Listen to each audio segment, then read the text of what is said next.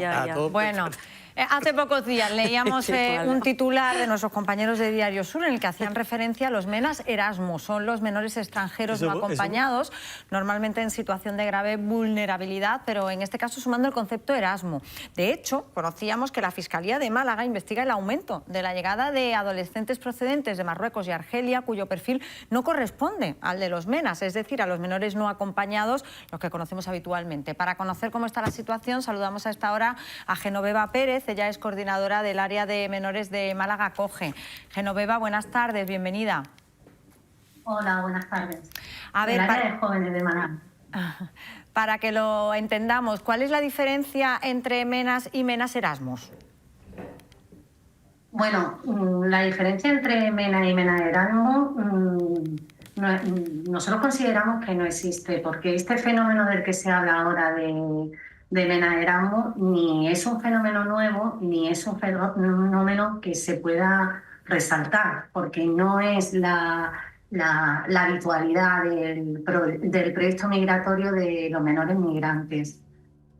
Claro, porque... los MENA, que es un término que a nosotros especialmente no nos gusta, porque los cosifica y porque resalta su condición de extranjero sobre su condición de menores, son jóvenes que realizan un viaje migratorio en busca de una vida mejor. Es cierto, y ha ocurrido siempre, que muchos de estos menores, algunos, no muchos, perdón, algunos de estos menores vienen acompañados de sus familias, pero no vienen acompañados de sus familias porque tengan un nivel adquisitivo alto, sino porque el proyecto migratorio, el viaje migratorio, hay que tener en cuenta que la mayoría de entradas de estos menores se hace a través de una patera, pone en grave riesgo su vida. Y entonces muchas veces los adultos, sus padres, sus referentes, los han acompañado para asegurar su propia vida. No es una cuestión, no es un fenómeno de turismo ni de un nuevo modelo. Claro, de Genoveva, es que apuntaban los compañeros que publicaban esta noticia que tenían un nivel adquisitivo alto o un buen nivel adquisitivo a las familias y que entonces que los traían y luego los dejaban aquí. No se me ocurre cómo ningún padre puede ir a ningún país y dejar a su hijo si tiene un nivel adquisitivo o una situación de vida buena, pero eso es lo que decían. Por eso también hemos querido llamaros, para conocer realmente cuál es la situación en Málaga y si eso es así.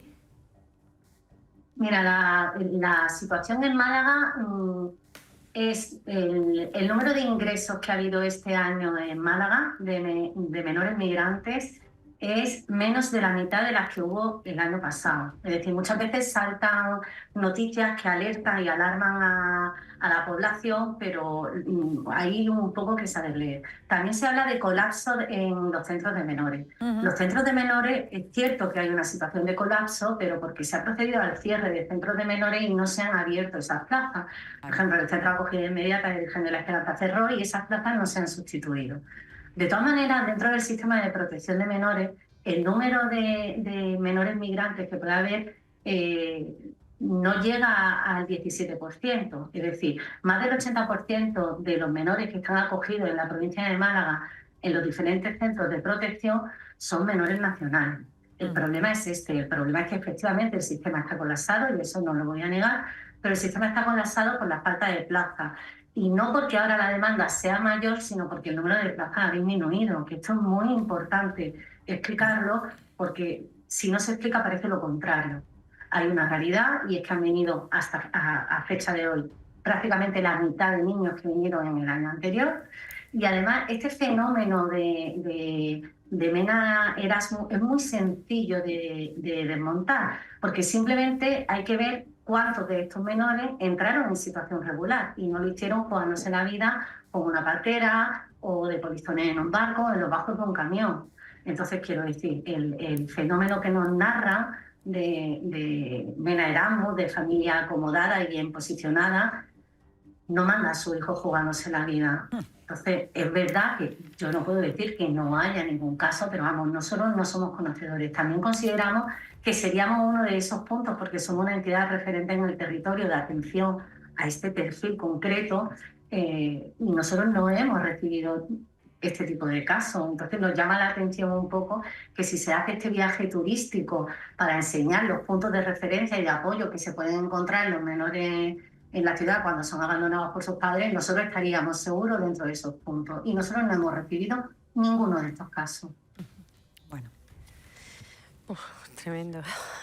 Yo coincido con vosotras, es que ninguna familia que tenga un poder adquisitivo determinado va a traer unos niños para dejarlos abandonados. Lo que sí me creo que sea más cierto es esto, que acompañas para garantizar que las condiciones de supervivencia para estos niños, una vez que hacen este viaje, pues sean las adecuadas y que sí que se involucren los padres para acompañarlos en los viajes. De cualquier forma, a mí me preocupa mucho esto que acaba de decir, ¿no? Que se han cerrado los centros de menores, aún teniendo mucha menos entrada, la situación es compleja. Claro, porque ¿no? hay menos plazas. Claro, entonces sí que habría que insistir en la necesidad de que estos centros reúnan las mejores condiciones para darle una respuesta a estos menores que nos llegan. Porque sí que es verdad que vienen buscando una oportunidad de vida, ¿no? No vienen aquí para hacer turismo, vienen porque realmente de su procedencia tienen unas condiciones de vida o unas condiciones de futuro que les dan un futuro poco favorable. Hombre, ¿no? yo solo me planteo como madre qué situación tienes que tener tú en donde estás viviendo para dejar mandar que tu a tu hijo con 6, 5, 7 años a que vaya a un país a ver que sea qué solución padre le dan. Claro. o madre, a mí se me ponen los vellos de punta, te lo digo de verdad. La noticia que yo leí, y no refería a Málaga, refería sobre todo al País Vasco, donde parecía que se había producido el tema, eran familias que venían con un, por lo menos, poder adquisitivo suficiente para poder venir a España toda la familia de vacaciones, no alto, pero bueno. ¿Y dejo abandonado aquí a mi niño? Y después lo dejaban enseñándole los sitios donde tenía que acudir para que le dieran la educación en España. Y que después los veían periódicamente, pues o venían o tal. Esos niños se distinguían de los otros, de los que vienen realmente en patera y debajo de un camión y demás, porque estos traían móviles de última generación, en fin, estaban bien, en fin, realmente bien. Que lo hagan o no lo hagan, lo han denunciado, yo no lo sé. Supongo que alguien lo habrá sacado. Me agrada ver que parece ser que en Málaga por lo menos ese fenómeno no se está produciendo. O me parece injusto.